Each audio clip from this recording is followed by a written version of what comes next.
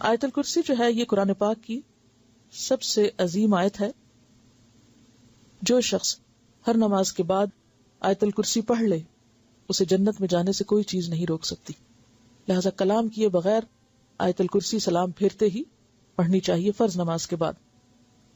حضرت ابو ہریرہ سے روایت ہے نبی صلی اللہ علیہ وسلم نے فرمایا ہر چیز کا کوہان اور بلندی ہے، ہر چیز کا کوہان اور بلندی ہے، اور قرآن حکیم کی بلندی سورۃ البقرہ ہے، اور اس میں آیت الکرسی تمام آیتوں کی سردار ہے. اس آیت کا پڑھنا انسان کو رات بھر شیطان کی شر سے محفوظ رکھتا ہے، کیونکہ شیطان نے ابو ہریرہ رضی اللہ تعالیٰ عنہ کو خود یہ بات بتائی جس کی تصدیق نبی صلی اللہ علیہ وسلم نے کی کہ اس نے کہا کہ جب تم سونے کے لیے بستر پر جاؤ تو آیت الکرسی پڑھ لو، صبح تک اللہ کی طرف سے تم پر ایک نگہبان فرشتہ مقرر رہے گا اور صبح تک تمہارے پاس شیطان پھٹکنے نہ پائے گا. اور نبی صلی اللہ علیہ وسلم نے فرمایا کہ اگرچہ وہ جھوٹا ہے مگر اس نے سچ کہا، یعنی بات سچی ہے لیکن وہ جھوٹا ہے، وہ شیطان تھا. ابی ابن کعب سے مروی ہے کہ نبی صلی اللہ علیہ وسلم نے ایک مرتبہ ان سے پوچھا کہ اللہ کی کتاب میں سب سے عظیم آیت کون سی ہے؟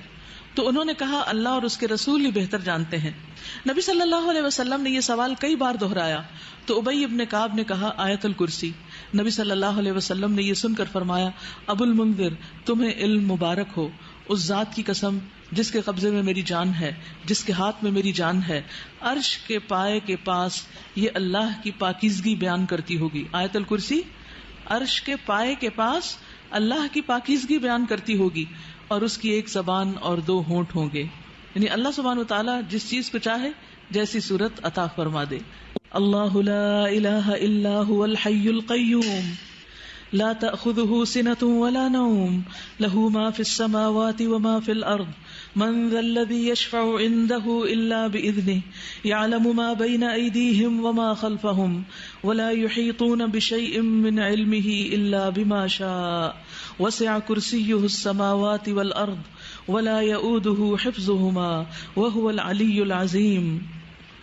اللہ وہ زندہ جاوید ہستی جو تمام کائنات کو سنبھالے ہوئے ہے، اس کے سوا کوئی الہ نہیں، وہ زندہ ہے، قائم رکھنے والا ہے.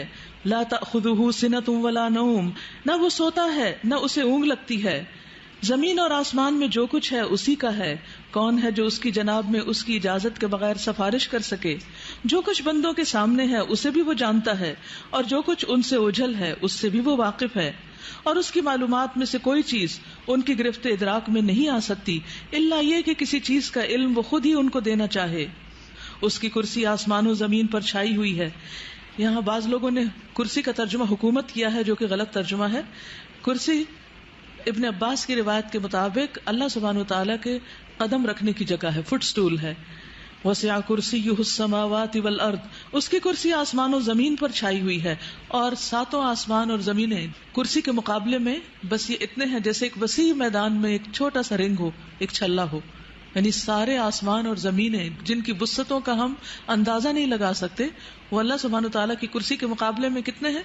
جیسے ایک بڑے میدان میں بہت بڑے صحرا میں ایک چھوٹا سا رنگ پڑا ہوا ہو جو دور سے نظر بھی نہ آئے.